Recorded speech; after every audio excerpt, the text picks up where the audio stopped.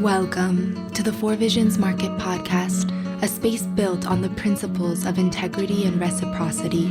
Together, we will engage in thought-provoking conversations about plant medicines, why these plants are coming out of the rainforests, jungles, and mountains after thousands of years, and what it means to be in right relationship with the ancestral wisdom cultures and guardians of these traditions.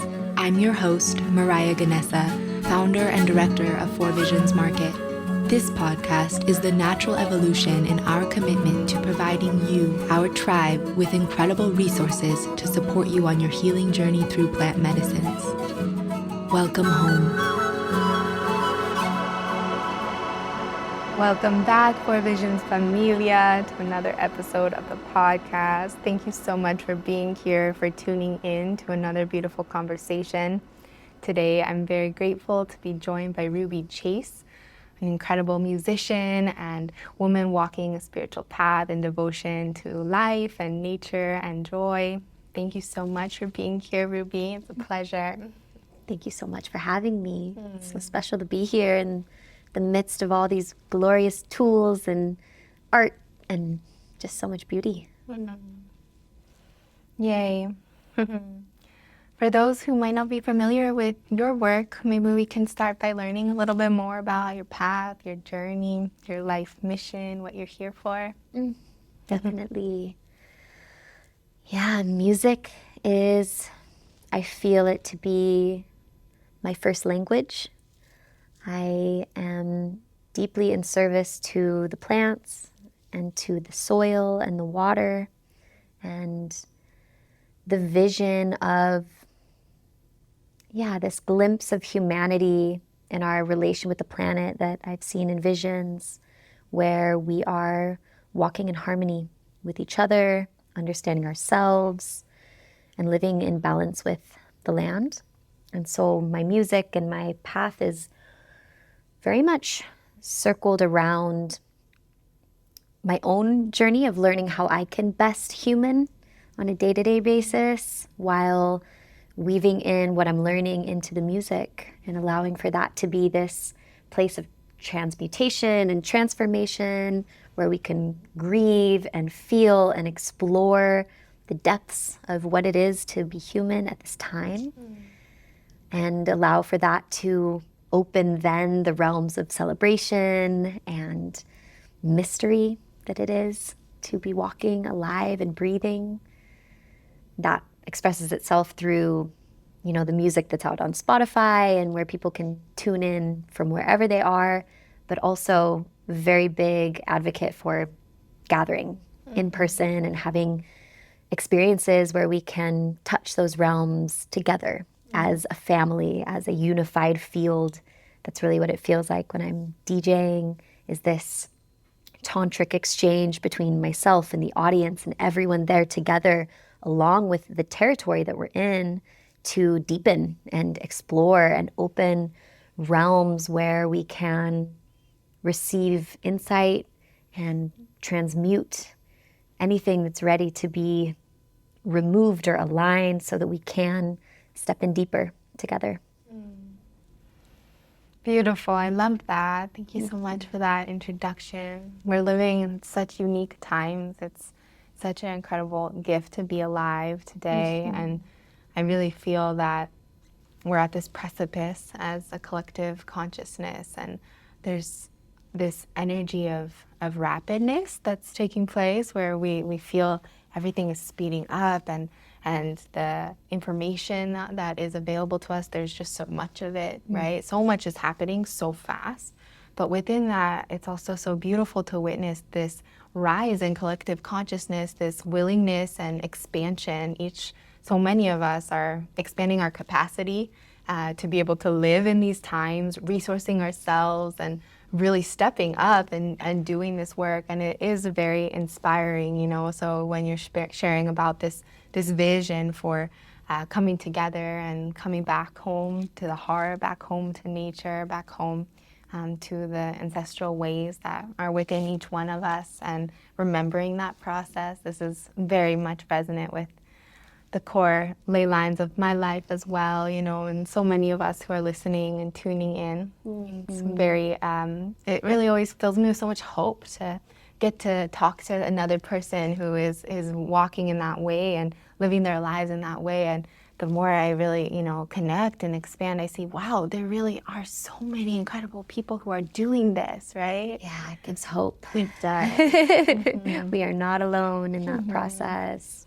And there's this critical mass too, this like evolution and expansion, and more people getting turned on to this path of you know, responsibility and connection, and intending to so many things that even our parents and our grandparents, it was just not part of our societal values at this time. And so it's incredible just to see how much our values have changed so much in the last 50 years, 100 years, and Definitely. what this world is giving us today, you know. And there's the other side too, is that darkness is rearing its head louder than ever before, and the separation and the temptations of separation are louder than ever. But within that is that baseline, those, you know, that whisper of hope and that essence of a new dawn that I feel it really close, you know. It's here for us to touch, and it's so such a beautiful thing to just witness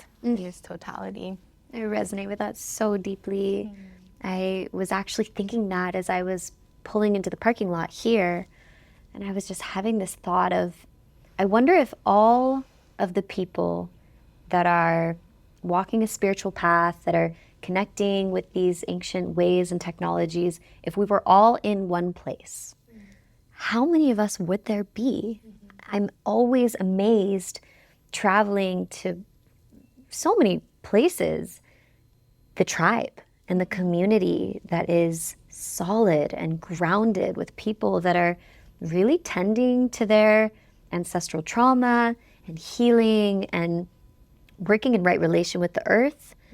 They are popping up, the little rainbow sheeps, out of their family and finding way to, whether it be a festival or some sort of gathering, a ceremony, they are there, and the numbers are increasing, and the innate desire to be on purpose and to live in a good way it's sparking up from so many. And I do feel this strength. I feel this power and hope in that knowing that even in the dark, that is where the spark lives. And that a seed has to start in darkness. A seed begins with no inkling of light, and they're just in the dark. And it takes such immense trust to be willing to sprout from that place, and with full trust that if I keep sprouting and I keep growing, that eventually I will strike through the ground and feel the sun. But it takes that immense willingness and trust, that act of maybe not knowing, but sensing that there's warmth on the other side of that little spark. I love that. It's beautiful, and I feel that so strongly. We're in this very potent germination phase as a collective consciousness, and you know, at this point, I do feel so strongly that momentum is there to push through and to feel that light and to reach the light, and it's really just a matter of time at this point. But this element of, you know, the gestational process and you know, this healing process that we're in is very much potently present in the field, and so many of us are like so dedicated to this journey right now. And on that note, I would love to hear a little bit more about your journey and how you got to your work today that you're doing in the world, and what really catalyzed that healing journey for you.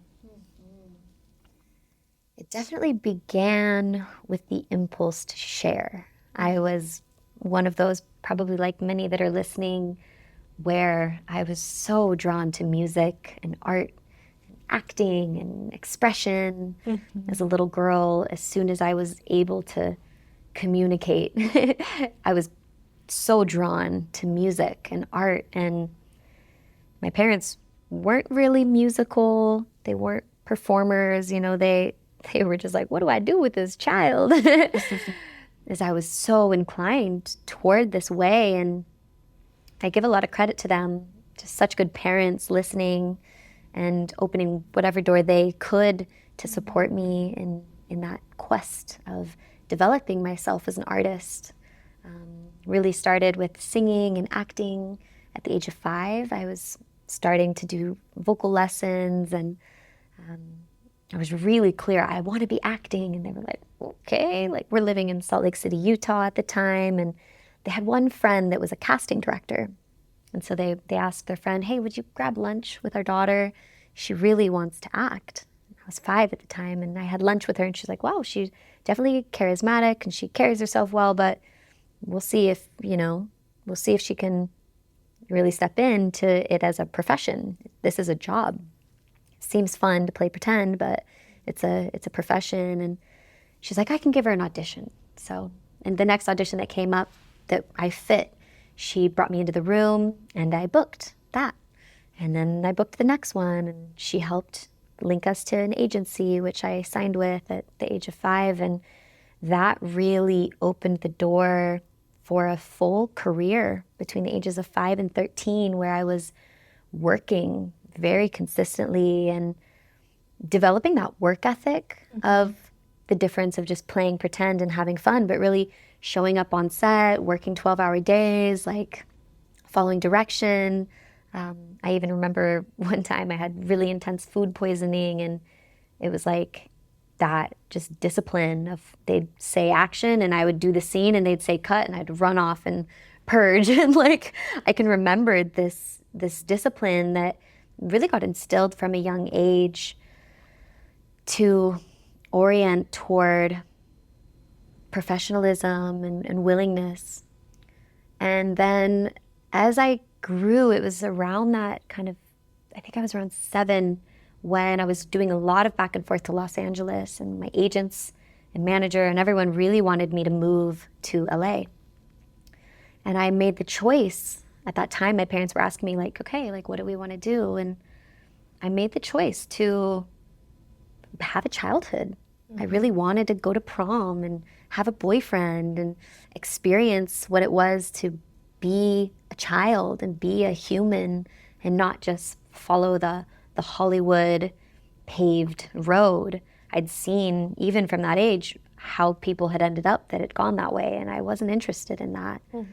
And so I got to experience the fullness of being a child and playing and still working, but orienting my focus to being human and really having the full range of experience.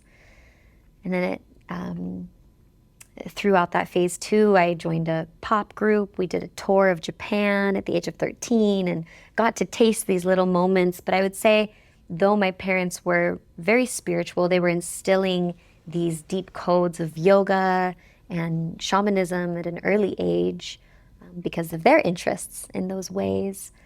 I still was more in the performative at those ages.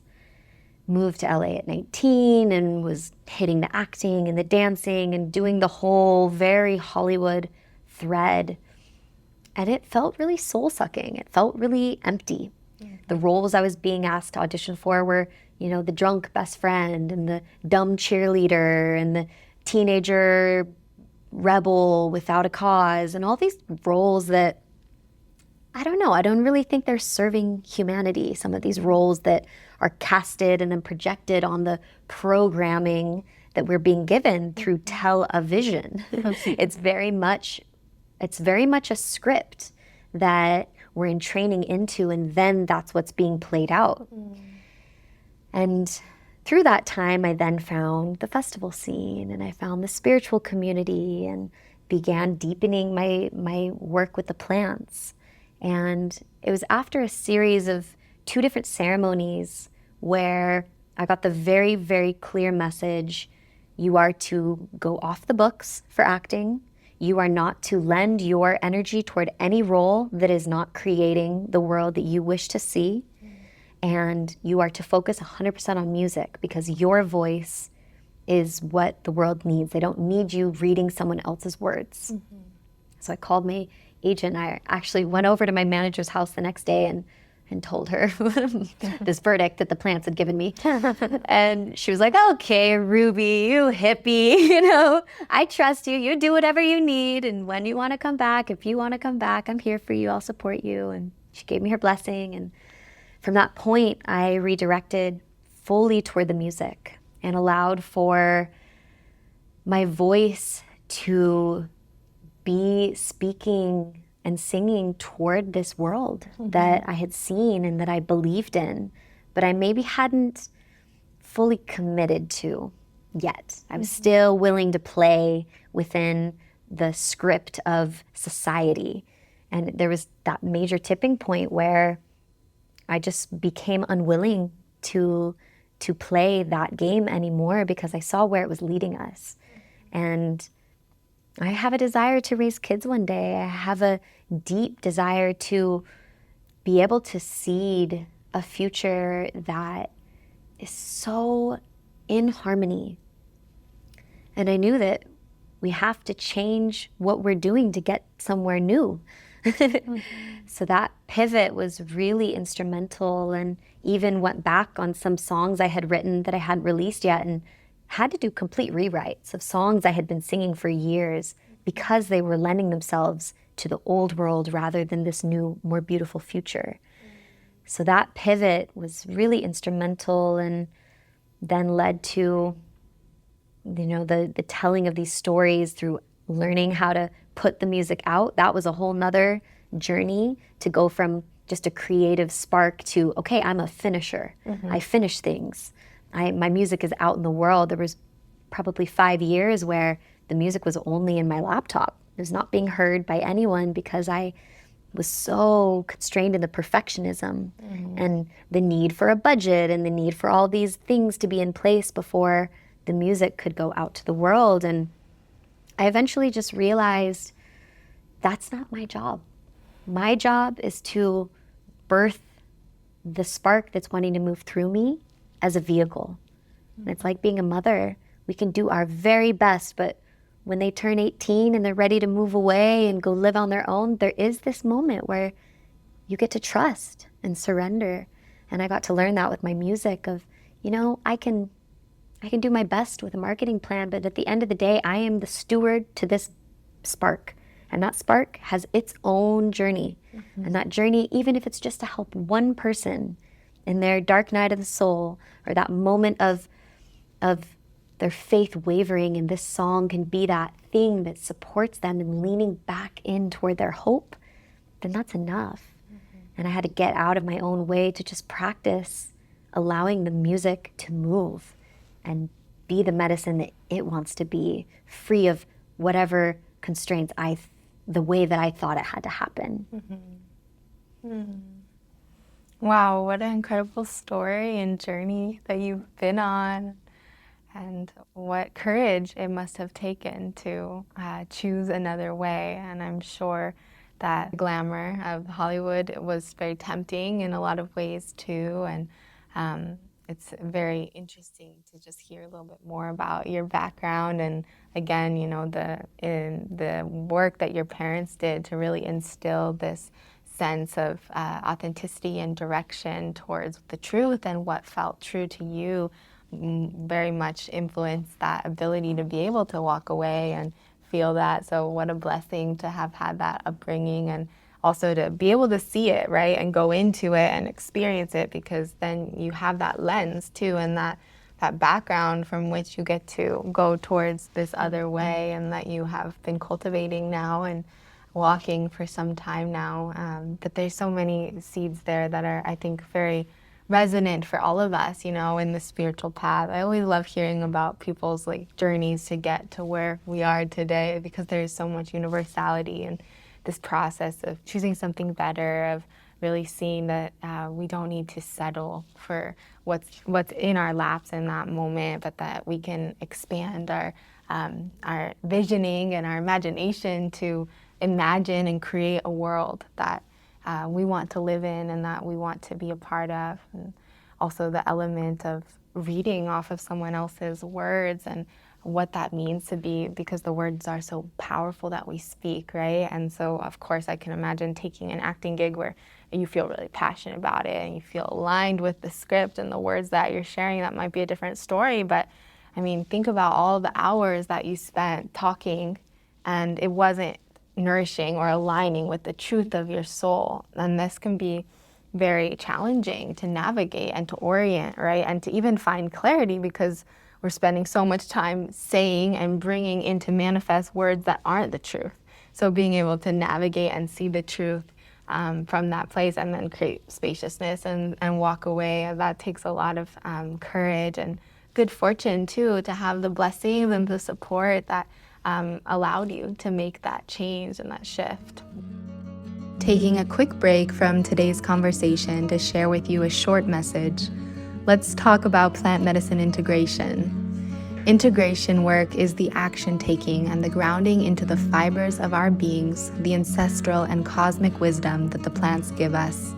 It is the manifestation of every vision. When we do it well, it becomes the true ceremony, the ceremony of life.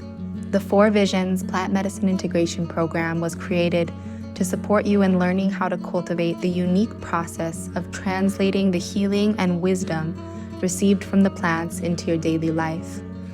Our personalized, self-paced learning platform was developed to suit each person's unique availability and commitment levels, with as much hands-on guidance and support or autonomy as you are needing and wanting. Our in-depth curriculum is comprised of a robust digital content series, live monthly workshops, private spiritual consultations, and community connection. Our faculty is made up of renowned spiritual teachers, indigenous wisdom keepers, and integration specialists, each with unique backgrounds and decades working with the plants. We created the curriculum we wish we had had years ago when beginning our plant medicine journeys. Some of the topics we cover throughout the program are immediate integration basics, cultivating your spiritual practice, building a plant allies toolkit, how to make spiritual payments, how to deepen your connection with plants, working with hape, sananga, and cacao as allies, the foundations of microdosing, the art of forgiveness and reconciliation, spiritual hygiene, and plant diets. If you feel called to cultivate your integration practice or are interested in nourishing your spiritual studies and deepening your relationship with plants through a one-of-a-kind transformational container, we welcome you to visit 4visionsintegration.com to learn more and sign up. And now back to today's show.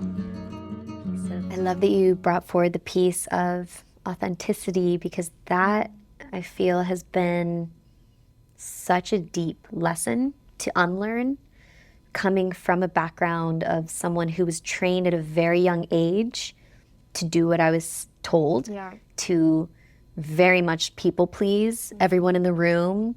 Even as a 6-7-year-old, I was always managing, making sure that everyone felt comfortable and that, you know, the alignment in the room was there as we were on these long gigs. And it's been such a deep study into authenticity and learning that sometimes what is authentic might be, hey, I'm not available for that right now, or I don't really want to hug right now, or whatever the truth is. But how can we be authentic while also being kind?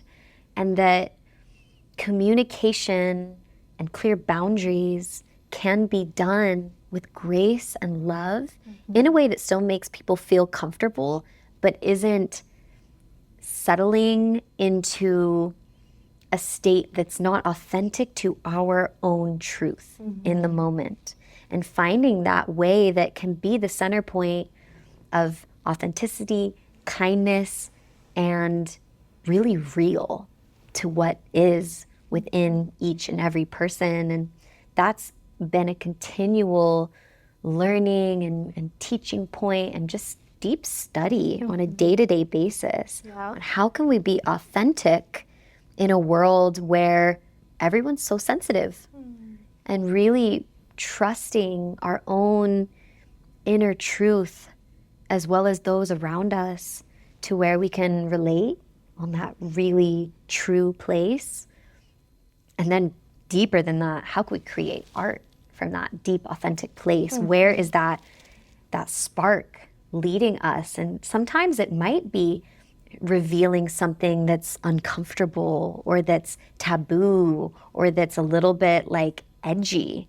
But if that's what is an authentic spark, how can we follow it and tend to it in a way that isn't perpetuating any drama or trauma or wounding, but really following the thread with the compassion, with the kindness, with the realness to tenderly unpack that piece that's showing up.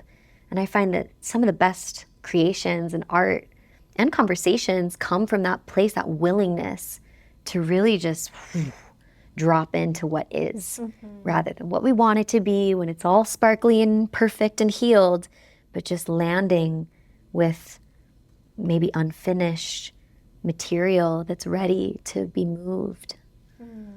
Beautiful. Yes, so much yes. And regardless of whether or not we have a career in the spotlight, you know, this is so true for all of us, and so much part of the path of introspection and finding our voice, finding our medicine, what makes us unique, and just this element of there's always a way to do something lovingly, right? There's always a way to be true to ourselves lovingly, and there's always a way to express our truth and to set our boundaries in a way that really is that baseline of respect, you know? Yeah. So I'm so happy you brought that into the conversation.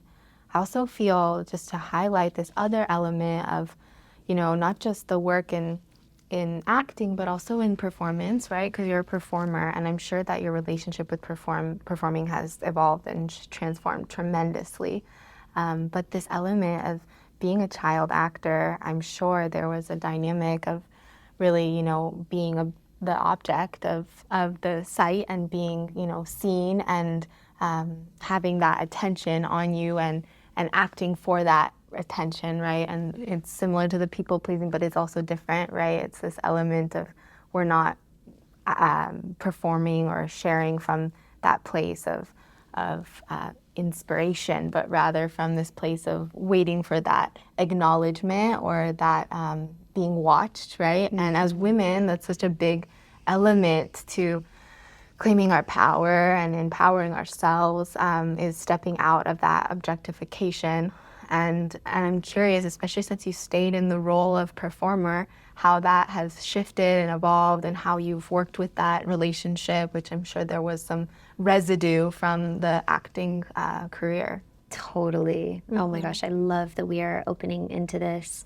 This is a conversation I have with all of my performers every single time, even performers, even the name performers, with all the artists and the dancers that I work with that will be dancing with me through my sets. With the nature of kind of where I'm at and the places I'm bringing the music, it's oftentimes festivals. I'm very often working with dancers that I'm meeting that day, you know, and we're usually having a powwow a few hours before the show or maybe the day before the show, if it's a multi-day festival. And this is a conversation that I bring forward every single time of the difference of oozing sexual energy in order to pull attention versus containing our energy and allowing for our horizontal and vertical connection to be centered within our own self, within our own jed, sitting on our own throne, and allowing for our connection to our highest self and to our grounding force, being in our expression of pure divinity because we are breathing, because we are alive, and that's enough. Allowing for that to be the point of magnetism rather than the outpouring and the needing to pull. And it's so subtle, that energetic shift, but it's so felt. And I work with my girls every single show beforehand to make sure that we as a collective are pulling and harnessing that energy from our truth and not needing anything from anyone. Like when we go out on the stage to give an offering, knowing what we're making an offering to, is it our ancestors? Is it the divine? Is it maybe the trees in that forest? And focusing a bit less on the humans. I learned this from a really dear teacher of mine of how many more allies are watching us that are not human. If we are tapped into this infinite realm of beings, how can we be in service and making an offering of beauty that is food, that is nourishment to all of the divine that is around us? And the humans get to bear witness to that, but it's not for them. It's for the deeper connection of their spirit.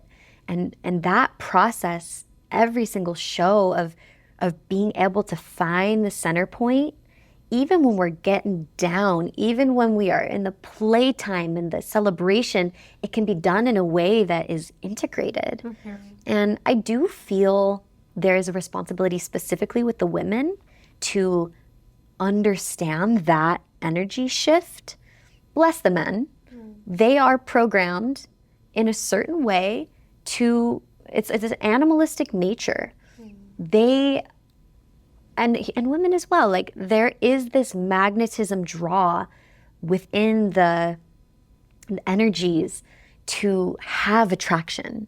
Like it's very natural. And I've had many conversations throughout my time of whether it's someone asking you out or someone asking for your number, and this like, wow, I am touched.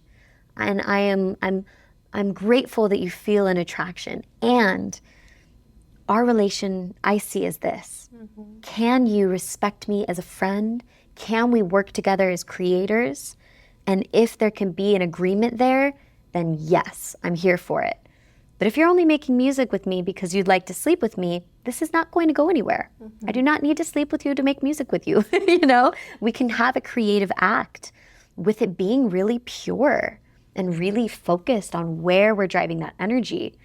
It can get complicated when that second chakra energy of creation is that same draw that you might feel when you're wanting to engage sexually with someone.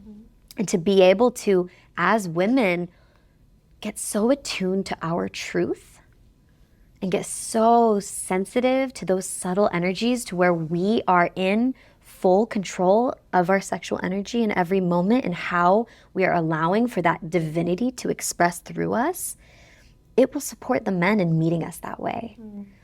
I don't think it is so obvious as, you know, there's a lot of critiques around, oh, this woman was wearing a certain thing and so she was asking for it type of energy where it's like, hey, like, get yourself together. You can respect me no matter what I'm wearing.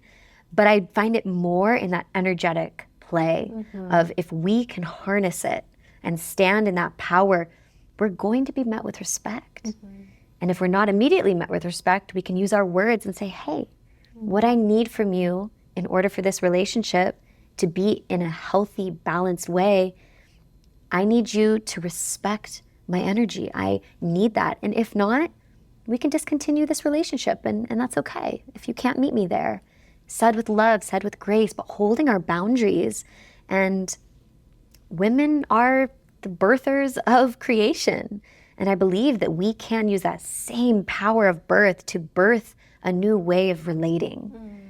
And I find that the more we can stand in that, we can be met with that. And the men want to show up. They want to respect. They want to give us that beautiful, complementary, divine masculine support. But it is very much in our hands of how we can call that out of them. And it's really, really beautiful to witness it on a personal level within an intimate conversation or on a stage and feel that respect that the masculine can meet us with when we are embodying it within ourselves. Wow, I love it. I'm so happy that you're sharing about this topic because I think it's so relevant and important for us, all of us, men and women, to have this awareness. And the way you described just this energetics of it was very beautiful. Thank you so much for that. And it's not so much of the outward, right? It's really about this process inwards of locking in the energy and really respecting ourselves enough with how we're presenting ourselves to be from that place of centered connection and groundedness with our own bodies and our hearts. And when we show up in that way, that is the energy that we're magnetizing, and that's the energy that will be attracted to us. And there's so many practices that we can do to cultivate this, especially as women, with honoring the ways of the moon, the ways of the womb, right? And getting in touch with our feminine energy is essential to this process that you're describing. So I definitely just want to name that. But it's very much a study, you know, the indigenous wisdom cultures that I've had the privilege of working with and studying with, they talk about this path, specifically of this path that we're speaking to here, as the study of womanhood. And it's this process that you're describing that also, you know, tends to the different cycles of womanhood, the different rituals and initiations and chapters that we go through, the 7 different women that we pass through and archetypes throughout our lives. And, you know, there's this also maturation process that comes because in our youth, there's this excitement and exuberance of Shakti, of life force energy. And if we don't learn how to harness it, it becomes that exuding and oozing out, right? But if we can learn how to harness it and bring it inwards and come into that place of devotion, as you were sharing, it becomes this very potent energy that catalyzes and ignites the fire and the flame from which we're able to create and bring forth. And so this practice, this study, it definitely takes time to cultivate these skills and these tools. But for any of us who are feeling imbalance in our relationships, this is one of the first themes to really go inwards and to study, I feel. And if we're, you know, experiencing an energy that we don't want, we're really in a place in society that really values or accepts this outward blaming. And, you know, there's a time and a place for that, of course, but with this evolution that we're in and this, you know, reawakening and the restoring of the sacred feminine to her throne of wisdom, the restoring of the sacred masculine as well, these sacred energies that are really reclaiming in this beautiful time that we're living in, is very much about this coming back inwards and learning how to work with these energies from a place of in responsibility too, of, you know, if that's the energy I'm receiving, being able to look inside and see, what am I putting out, you know, that's bringing that forward. And this is something that is easy to, like I said, it's easy to put that aside and focus on what we're receiving and why we shouldn't be receiving that energy, right?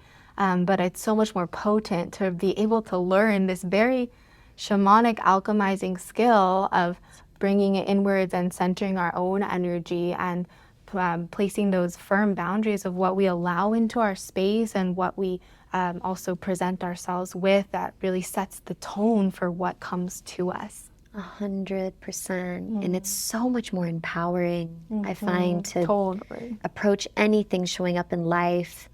How is this, it's like switching it from this is happening to me to this is happening for me, and then leaning into this is happening through me. Because so much of what's occurring, it might be ours, it might be ancestral, it might be collective, and acknowledging that, okay, if this is happening through me, how can I, within the realm of my own actions, my own beliefs, how can I attune to this and tend to it? It's showing up for a reason. And no matter how big or small or subtle or obvious something might be, we have the power, especially in this Western world. I mean, the freedom that we carry to craft our life, to design our universe, it is immense. And it is such a privilege to have that freedom. And it takes a radical responsibility to really approach anything that's showing up in life as an opportunity. And I will say too, you know, we're using the words male and female, woman, man, masculine, feminine, but those archetypes all exist within each and every one of us. No matter how someone identifies, they can play with this full expanse of their receptive energies, their penetrating energies. And sometimes we can get very focused on the semantics of how someone is speaking or what is being expressed, but really all of it is available to us. And in this day and age, it's such a beautiful playground to explore and expand with, of how am I utilizing my feminine energy to be a force of magnetism and birth and creation? How am I utilizing my masculine energy as a force of driving and penetrating and sharing something specific, being able to be that outward force in the world and in my world, and to find the union and balance within, so then we can experience that union and balance outside of ourselves. Yes, it's such a great reminder that whenever we're looking for something outside of ourselves, we're not going to find it until we find it within first. And I love the art of relationship because it's always showing us, where we're needing more attention and where we're Such a school. such a school, right? I love these schools, and we have so much available to us when we shift into that mindset of the forever student, and we really open ourselves to the opportunity to perceive and receive from every moment and every relationship and every mirror that life is presenting itself to. Had a few conversations recently on the show about this concept, but it really is the crux of walking a spiritual path with intentionality, because it's very easy when we're beginning the journey to, get those highs from our practices or, those ceremonies or these moments of connection and to feel really good about ourselves and what we're doing. And then we can so easily go back into our lives and start making excuses, and we don't even realize we're making them. And so this element of really, being willing to set aside those excuses, look at the old stories, look at the conditioning, investigate. I really am in this process of constant investigation. And I feel that life is full of these synchronicities. Nothing is coincidence, right? So being willing to see life like that and be willing to open our eyes and receive the information in each moment. And my teacher talks about how we have a mochila, which is a woven bag, a prayer bag, and that we're always gathering information and putting it in our bag. And maybe we need it later in life at another instance, or maybe we need it now, or maybe we don't need it for ourselves, but we need it for someone else, and that we're going to use that information to help someone else. And so this process of like gathering seeds of wisdom, gathering seeds of information, digesting them, and going into the nooks and the crevices and really finding those sticky parts and being willing to look at those things and love those parts of ourselves too, because we're so innocent in those parts, right? Those not so lovable parts are still so lovable, and to find that place of true acceptance for the journey that we're on, and lightness too, right? Like this element of like keeping it light and keeping it joyful, even in the muck, as we're clearing through all the muck, being willing to see, wow, okay, well, I'm so blessed. I get to do this because, there are people on the other side of the world who are worrying about, where they're going to get their next meal and if a bomb is going to drop on their house. So the fact that I get to worry about how I spoke to my son this morning, wow. Such a privilege. Yeah. Such a privilege. And I love that investigation mindset to be able to ask, what am I making this mean in every moment? And follow that thread. Okay, and what am I making that mean? And what am I making that mean? And just going deeper and deeper till we strike the chord, and then address that with love. Taking a short break from today's episode to share about an incredible product line that we absolutely love. It's called Clareia, which means clarity and illumination. Clareia was created from divine inspiration and guidance that our coherence of body, mind, and soul are born from inner clarity. These creations are alchemized with the intention to bring forth health and well-being to the totality of your temple, to nourish a vital, thriving life. Holistically handcrafted with love and care for your well-being of mind, body, and soul. An offering that is life-giving, relevant, and aligned for all life and the future generations to come. Chlorea is formulated from over 33 years of the founders' combined in-depth, dedicated study, research, application, and experience with holistic health, Ayurveda, herbalism, permaculture, detoxification methodology, and healing. Everything is 100% organic or wild-crafted, biodynamic, homegrown, vegan, botanical, pure, all ingredients of the purest, highest grade, sourced ethically and sustainably. Chlorea is a full-circle sustainable project that aims to create as big as an impact for our Mother Earth and all life as possible. We are 100% aligned on every level with this beautiful company's mission, and for that reason, we felt called to share this incredible product line with you, our Four Visions family. 10% of all proceeds go directly to nonprofit organizations aimed at environmental regeneration and restorative efforts, specifically for water cleanup, protection and preservation of the waters, restoration of bee populations, protection of indigenous sacred lands, rights, and natural resources, reforestation, and endangered species and animal rights. Check out the link in the show notes and make sure to use the code FVFamily to snag some savings on your order. And now back to today's episode. I remember the first introduction to the concept of everything being a metaphor. Mm-hmm. And it was when I was 5 years old. I had warts on my hand, like on my thumb. I had a big one. And my mom, she was such a beautiful granola hippie at the time, yoga teacher. And we had this book from Carolyn Mace called Heal Your Body, where it goes through every single ailment in the body, shares the psychosomatic relationship and a mantra to associate. And the one for warts was stubbornness and inflexibility. I was 5. I knew what I wanted. I was very stubborn, little 5-year-old. And the mantra was, I am flexible and I flow easily with change. Beautiful. And my mom would, anytime I would speak, I was like, these warts, they want gone. And she'd say, well, say I am flexible and I flow easily with change. I was like, no, I won't do it. And I'd throw these big tantrums. I don't want to do it. Very stubborn of me. And then finally I was like, okay, I'm flexible and I flow easily with change. She'd be like, okay, well, really believe it. And then eventually it became, okay, I'm flexible and I flow easily with change. I accept change. Okay, I welcome change. Change isn't so bad.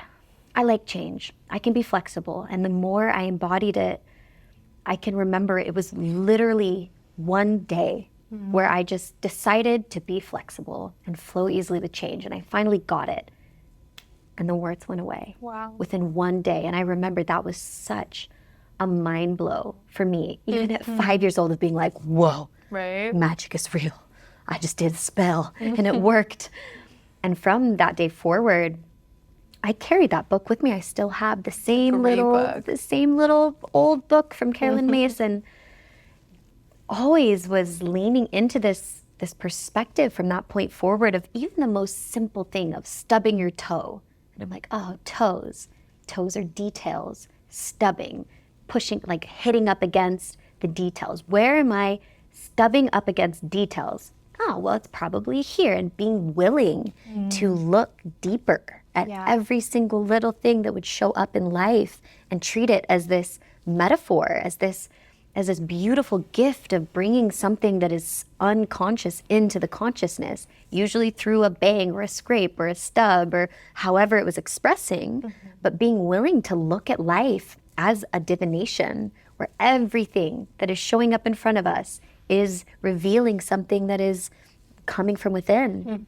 And just having that willingness to see life as this infinite array of hints showing up to reveal things so that we are choosing to learn and lean in and grow has been such a gift, both in just day-to-day relating and then within the art as well. It's such a practice constantly in being willing to really see what is showing up for us, to us, and through us so that we can be the walking prayer.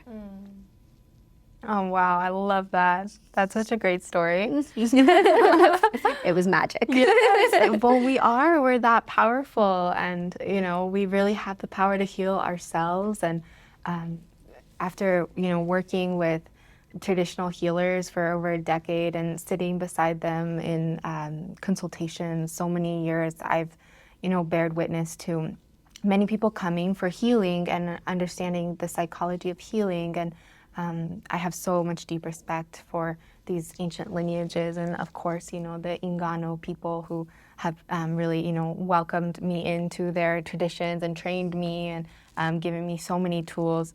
And I also see some similarities with the dynamic of doctor and patient, even in the traditional healing modalities that parallel some of the Western medical mindset of there's someone who knows, and we go to someone who knows to give our power to them to tell us what we need to do to get well. And I think that what you're touching on here is so beautiful, because it really is speaking to this element of our empowering ourselves and taking our power back in all aspects of our life, down to our health and our healing, and being willing to see so many tools that we have available to us to really claim that sovereignty and direct connection with life that we all have. And of course, there's information that people with degrees have, that come after many, many years of study, just like the information that the traditional medicine doctors have, right? That come from tradition and culture and ancestry, and being really immersed in these healing modalities. And I don't want to belittle that either.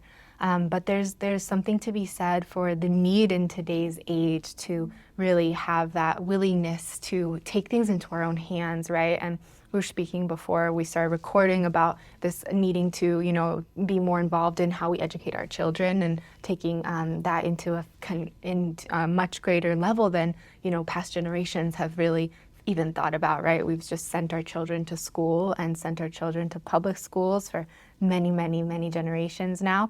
And so that's shifting. And it's the same with just even the medical model. There's a time and a place for it, of course. And I have a lot of respect for Western medicine and the role that it can play, and just the science that we have accessible to us in today's day and age. But I do believe that not only we overuse it, but we're also very much a slave to that system oftentimes without knowing it. And we often prescribe to this modality without questioning. And going back to this element of really being willing to see life as this template, and being able to see our healing journey as a template of information, giving us, so much insight into who we are, what we carry, what our ancestors gave to us, what our lineage holds, right? And learning these tools of how to clean ourselves, how to heal ourselves. The art of healing is available to everyone. We're all healers. And to be able to open ourselves to that, and to that journey of learning how to heal ourselves.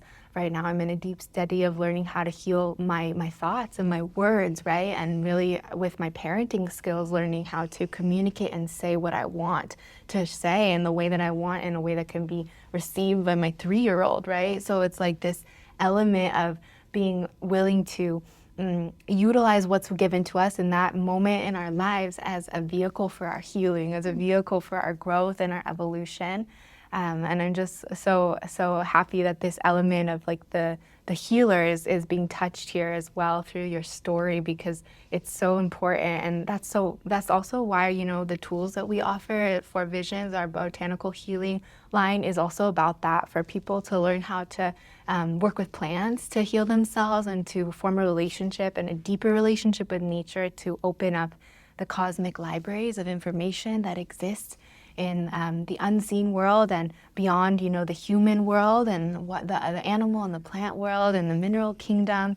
So being able to work with all of the tools and the resources we have, and when we open our mind and just see how much is available to us, we really can just see the glimpse of what we can do, right? And this goes back to what we were speaking about at the very beginning of like just this rapidness of time speeding up, and us needing to equip ourselves even more to be able to meet the demands of what it means to be alive in 2024. And so I really do feel like we're being asked on a whole nother level to, learn how to take care of ourselves spiritually, have spiritual hygiene, like cleanliness, right? Learn how to hold our energies. All of the topics we're talking about today, 10, 15, 20 years ago, they might have been reserved for like these super spiritual people. And today they're not. They're like really, available and needed by a large amount of people who are investigating and really questioning everything that's happening right now. And so it's just such a beautiful thing to be, touching on so many important aspects and to be here feeling that potency of what we're doing together as a collective. Definitely. It's such a yes and. It's an in game, it's an outward game, it's being able to have the awareness to read what's being asked and needed, to be listening to the various perspectives, whether it be from the medical, more Western world, from the indigenous plant medicine understanding, and just being open to the various tools that are available for our healing. I believe a massive key to being human in this day and age is purification. No matter how healthy we are all being exposed to massive levels of microplastics, to chemicals that have been sprayed on our food crops, that are in our water tables, that are in our air. And to be able to, yes, be doing the internal cleansing and the spiritual practices to be relieving of densities, and then also being willing to take that purification to the physical sense, whether that be consuming, different plants that can help us remove heavy metals from our systems on a daily basis, to doing periodic cleansing, whether it be a dieta or whether it being whichever organ is needing a little bit of extra love and support to be cleansed and purified, to work through just the day-to-day densities that our systems are needing to process. It's a big learning curve and it takes a lot of willingness to hold that discipline and tend to our bodies, these physical vessels that are very, very delicate and sensitive. And sometimes I look at that Western kind of standard American diet and I'm seeing people like they're doing okay, they're still alive. And is it so important that we are so crystal clear and pure in every moment? The body is very resilient. It can handle a lot. It's impressive to see.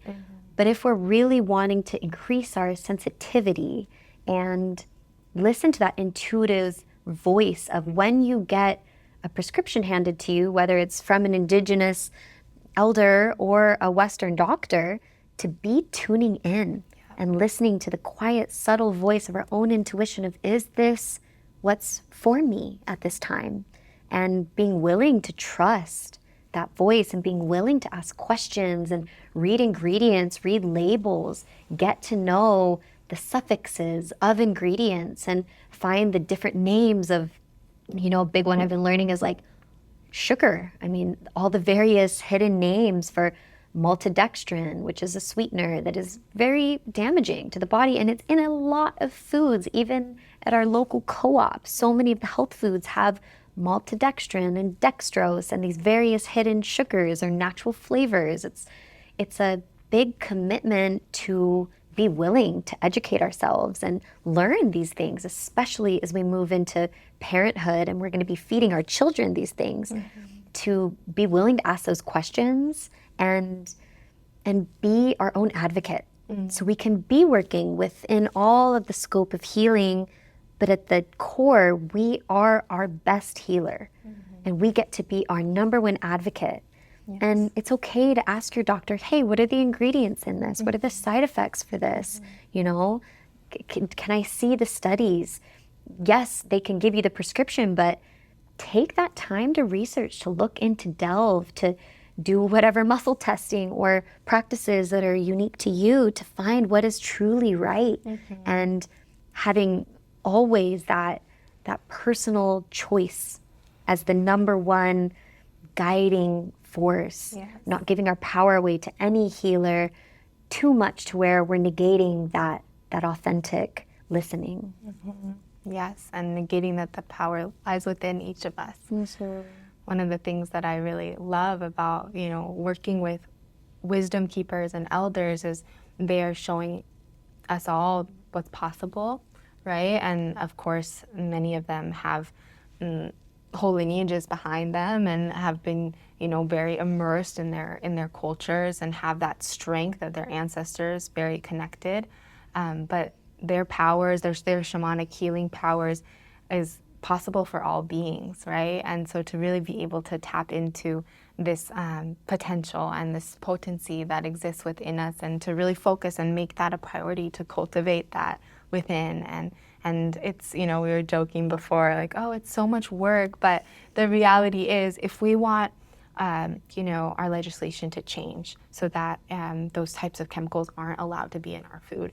If we want, policies to be rewritten and like our tax dollars to go to better schools, like we have to ask these questions, right? These things have to start being discussed and investigated, and we have to make that active choice and vote with our dollar, vote with how we're, spending our time, and really prioritize that. And as enough people do that, and enough people take the time to really show, no, this is what we're valuing. We're valuing clean water. We're valuing our forests. We're valuing our natural resources. That's what's important to us.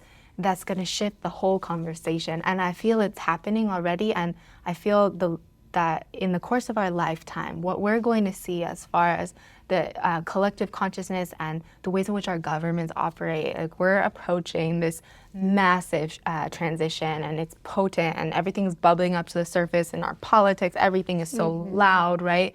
There's so much fear, and all of it is we're going through this big rebirth portal, and it's like, it's scary, but it's also very beautiful and exciting.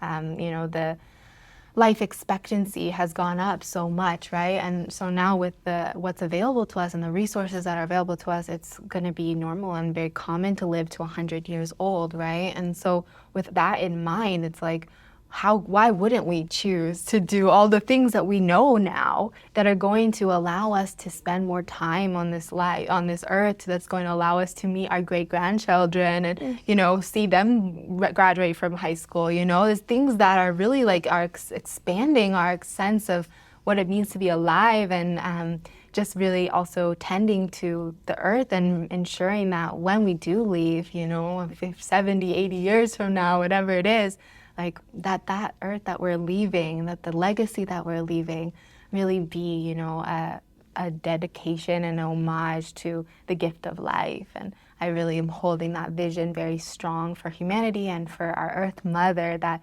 we do have a lot of cleanup to do. We have a lot of work to do ahead of us, but we're doing it, and things are progressing and evolving. And what we are about to see over the course of the next 50, 60 years is massive. I feel that so strong.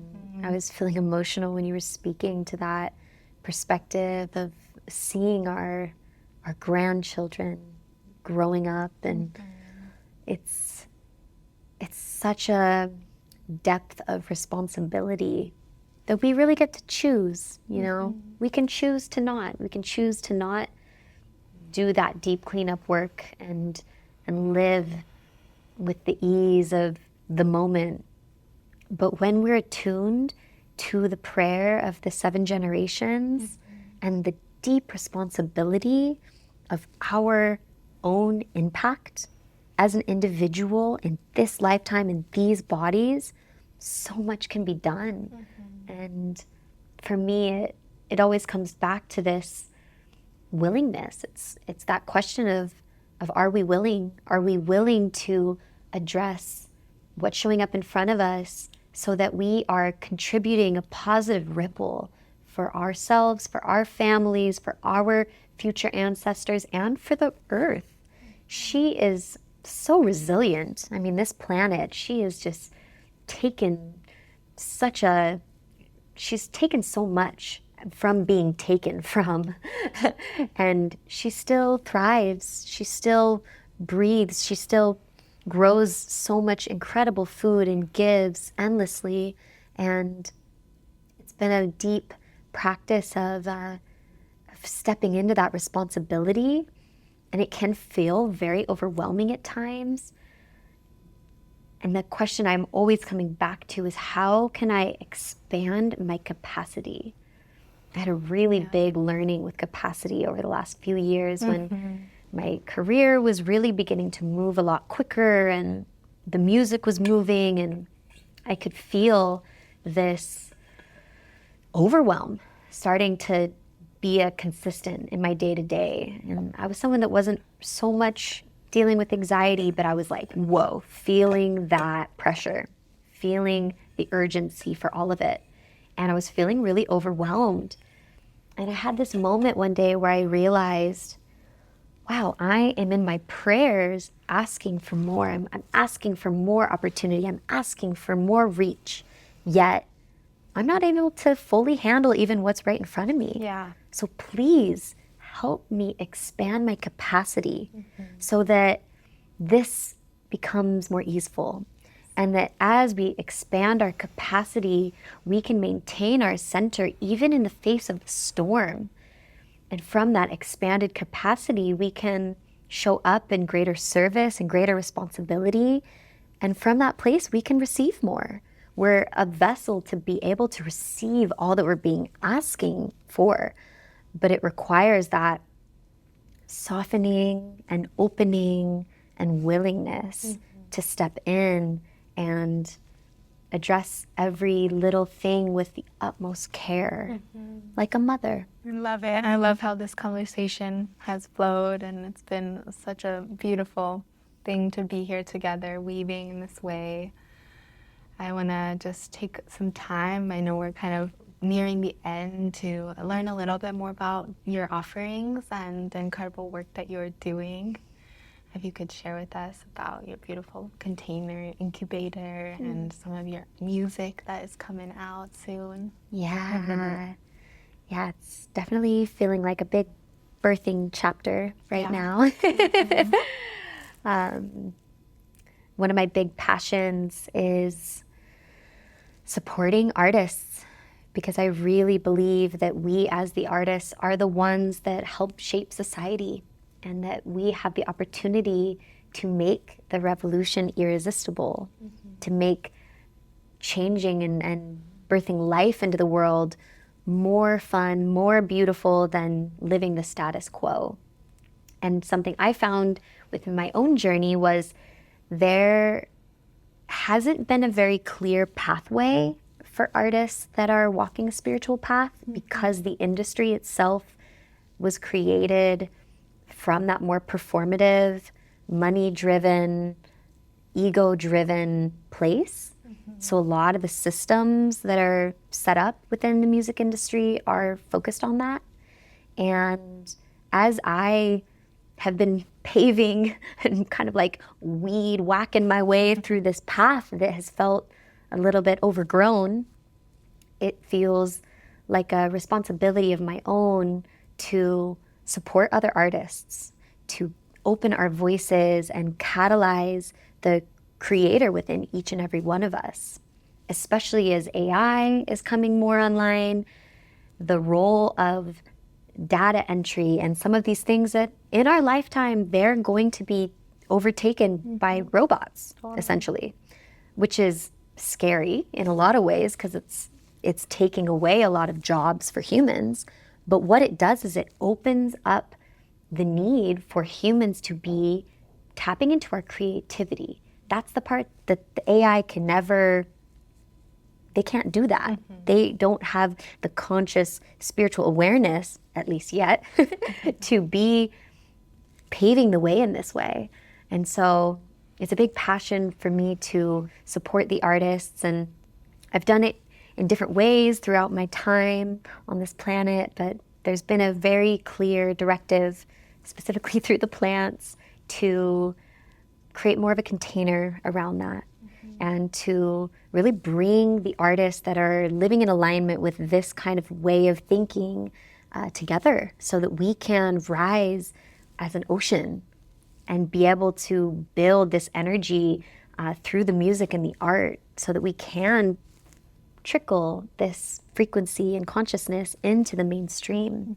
So with that, I have been in deep incubation of what's called resonance, the resonance chrysalis, which will be a space for artists to come together and to really develop our gifts, to strengthen our voice, to learn techniques of songwriting and music production, and find community within what it is to be an artist at this time. It's so many different roles to actually be an artist today.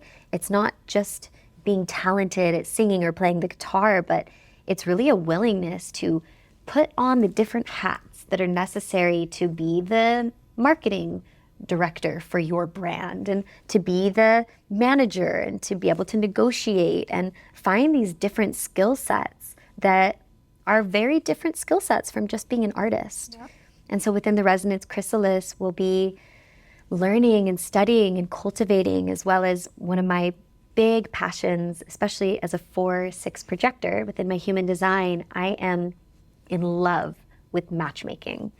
Always weaving and pulling people together and knowing that you need to connect with you and put this configuration of people together with an inspiration and a prompt, and doing a lot of matchmaking within the artists that are around me, so that we can create works of art that can move the needle and help design space for this more beautiful world. So I'm really excited for that. That's going to be launching this fall, and will be a space for us to get together and be in our creative flows as a collective, and just make the process of being an artist today more in camaraderie, eliminating competition, and working together so that we can truly be supported in this way as artists. So I'm really, really excited about that. Beautiful. Yeah. So many blessings to this birthing of Thank you. This wonderful creation. I know that you will support many, many people in this process of reclaiming and cultivating creative potential. So what a gift. So excited. It's so fun for me to see the art that gets cultivated from these spaces, especially when we're in ceremony and ritual together and we're tracking the moon and tracking the times. It's really potent, so thank you. And then on a more kind of personal birthing, I have spent my time really cultivating the understanding of how to release singles and EPs, but I've never released an album.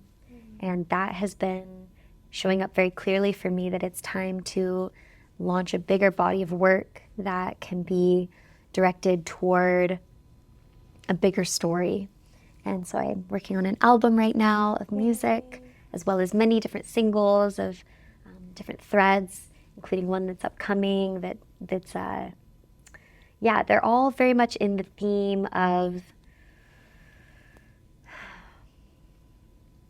the future that we desire to live into, and the power of our infinite ability to create. And if we can dream it, then it can be so, with the right intention, with the right action, and with the right support and teamwork. And so, feeling really excited for the upcoming music, and definitely check it out. My works are available wherever you listen to music, Spotify or SoundCloud or all the various places. But it's there for you, and it's really all carried with a prayer. And may it be support to you, may it be medicine for you, as they have been for me to be able to birth. They're definitely intended to be allies and supportive elements as we human together on this glorious emerald floating through the sky. Blessings to all of those wonderful endeavors. Thank you for sharing your beautiful medicine with us. Thank you.